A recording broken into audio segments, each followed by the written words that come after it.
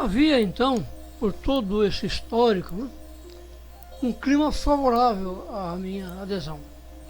Foi nessa etapa, digamos assim, nesse período, né, nesse ambiente, nesse clima, que conheci o Espiritismo. A doutrina dos Espíritos me convenceu por força de estudos e raciocínios da inteligência e não por ingenuidade ou obrigação de ter uma fé ou por tradição familiar. A minha crença em Deus está vinculada e integrada ao princípio da reencarnação. Sem aceitar esse postulado, não conseguiria acreditar em Deus, pois não consigo aceitar um Deus, dito Pai, que permite tanto sofrimento, tanta desigualdade e tanta injustiça. Para mim, só o sistema da reencarnação, em que os espíritos, criados em diferentes épocas, se sucedem em diferentes vidas para a aquisição de sucessivos e progressivos conhecimentos, enquanto resgatam erros e crimes do passado e aperfeiçoam sua empatia e amor ao próximo, só isso pode fazer-me entender que haja um Deus Criador e que Ele seja bom e justo. Mas a fé e a convicção não vieram de graça. Muitos acontecimentos, vários de dor e angústia, ilustraram meus conhecimentos até que eu chegasse à fé inabalável que eu tenho hoje.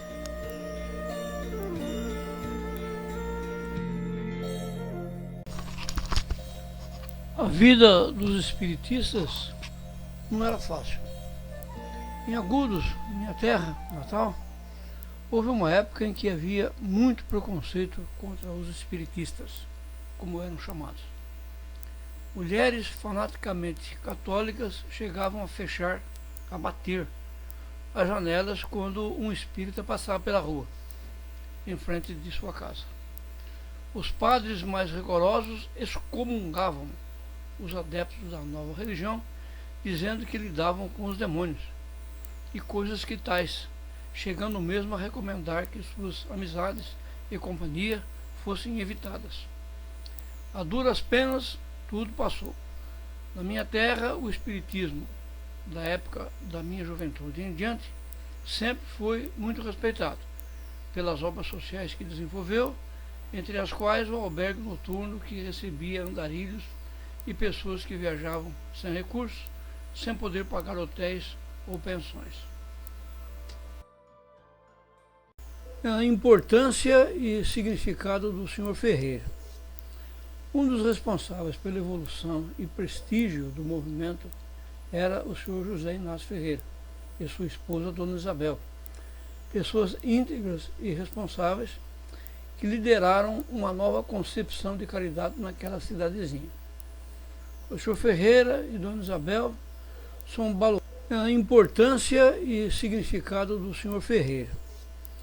Um dos responsáveis pela evolução e prestígio do movimento era o Sr. José Inácio Ferreira e sua esposa, Dona Isabel, pessoas íntegras e responsáveis que lideraram uma nova concepção de caridade naquela cidadezinha. O Sr. Ferreira e Dona Isabel são baluartes do espiritismo em Agudos. O Sr. Ferreira emprestou seriedade e responsabilidade ao movimento. Era muito respeitado por sua cultura, fidalguia e gentileza de gestos e atitudes. Criou vários serviços de atendimento a pessoas pobres. Aos domingos, distribuía alimentos obtidos com recursos de doações de pessoas caridosas, convênios que ele conseguia firmar com entidades do governo. Mesmo a minha família foi socorrida várias vezes por ele em momentos de grande dificuldade financeira que enfrentamos. O Sr. Ferreira tornou-se um símbolo de caridade. Diante de dificuldades alegadas por pessoas necessitadas, logo se ouvia o alvitre. Por que não fala com Ferreira? A respeitabilidade do movimento espírita em Agudos veio em decorrência da sua postura, sua integridade e respeitabilidade. O movimento espírita tem uma dívida impagável para com o Sr. Ferreira. Ele foi um baluarte, um sustentáculo de tudo o que se fez nessa área. Não se pode falar em espiritismo em Agudos sem se falar em Sr. Ferreira. são quase sinônimos. Nomes que não podemos esquecer. Outros nomes também merecem destaque. Foi grande a contribuição do Sr. Valdemar Rodrigues da Silva, que me apoiou e me influenciou em muito. Toda a sua família se integrou, a Lucila, a Neide. A autoridade de sua palavra foi fundamental para a consolidação do movimento agudense.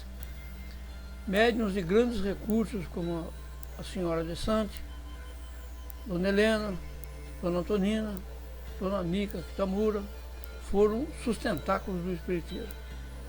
Outra pessoa de quem gosto de lembrar é o Alcides Petit, igualmente médium. Ele e sua esposa administraram durante muito tempo o albergue noturno. A história que vou contar é desses tempos mais remotos e naturalmente suponho que o leitor não hostiliza o Espiritismo e respeita suas crenças básicas, a reencarnação e a comunicação dos espíritos.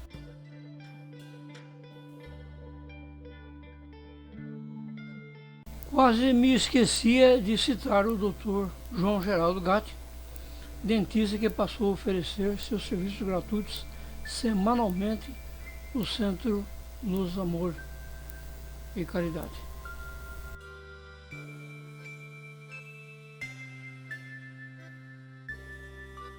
A minha conversão ao Espiritismo. Mesmo sabendo historicamente dessas coisas, até os mais ou menos 15 anos de idade, eu não era praticante nem estudioso.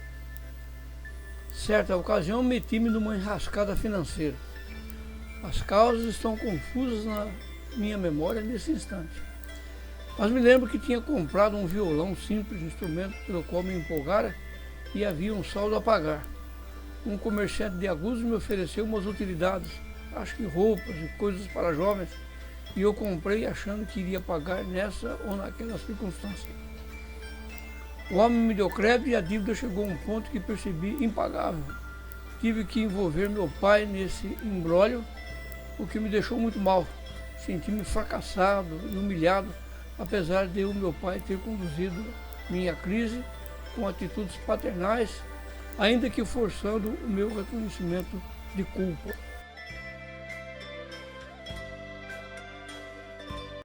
Eliseu Benincasa. Passei uma fase difícil, parte das minhas provas. Nada dava certo, me sentia mal, desanimado da vida. Um dia, sentado no posto de gasolina do Aref Saab, queixei-me da vida com Eliseu Benincasa. Já me referi a ele aqui. Ele me disse: por que não procura o centro do Sr. Ferreira? Fiz-lhe algumas perguntas adicionais e aceitei ir à casa espírita, lá chegando cheio de dúvidas e temores.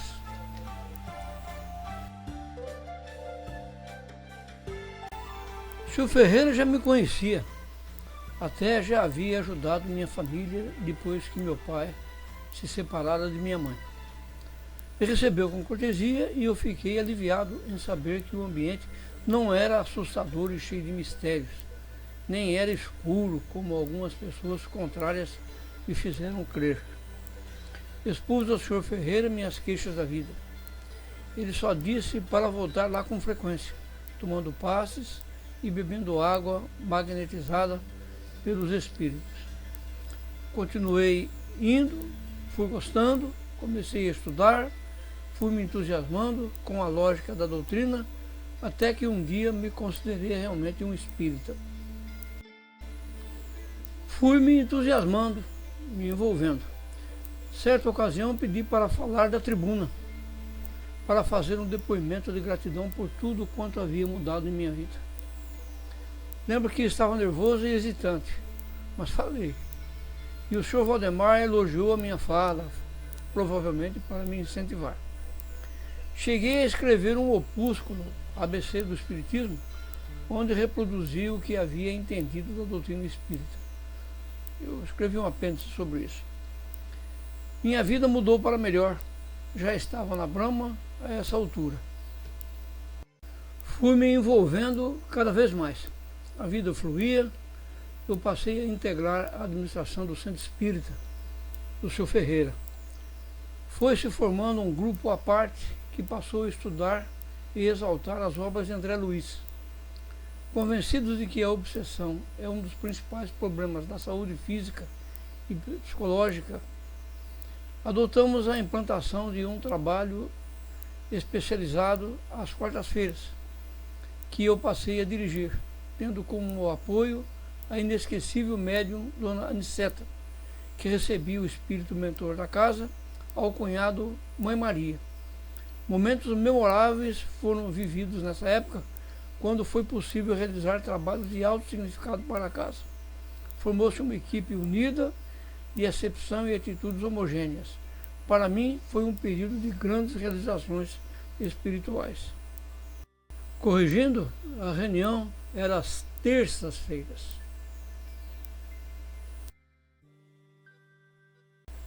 Nasce o desejo de fundar mais uma casa espírita. Foi por essa época que surgiu o desejo de fundar um outro centro em Agudos. Mas nem tudo correu bem, como a paz interior que eu sentia estava sugerindo. Minha esposa reincidiu nos problemas antigos de depressão, voltando à enfermidade nervosa, que a levou a novo internamento para tratamento especializado.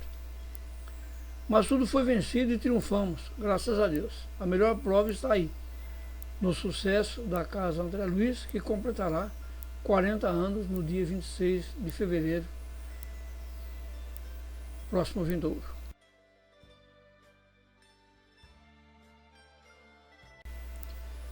A obsessão e sua influência nas transformações.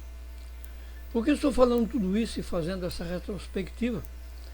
Porque tenho certeza de que quem me lê tem dúvidas a respeito do que seja obsessão.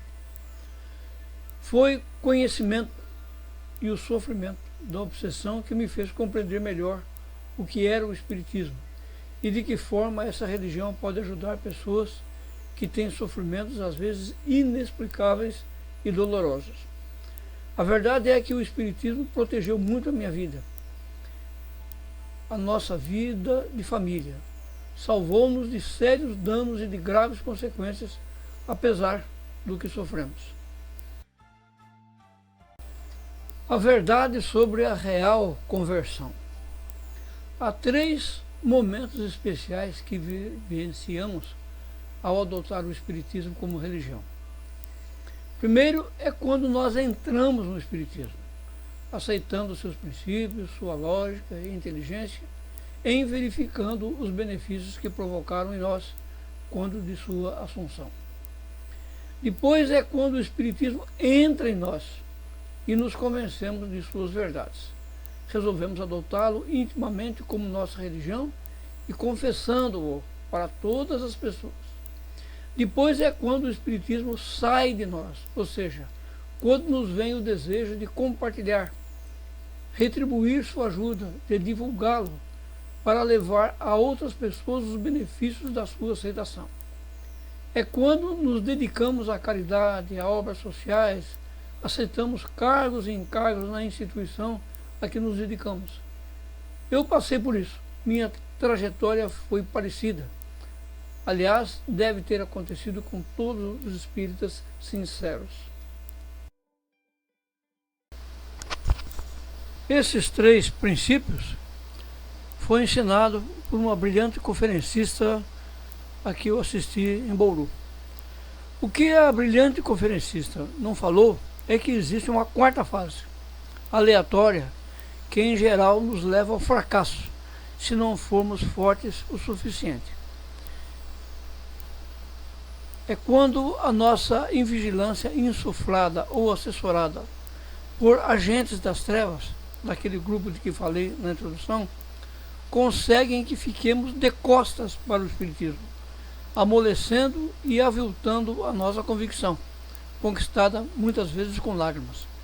É quando começamos a achar desculpas para não assumir ou retomar compromissos, justificar escapadas, absolver-nos de deslizes morais.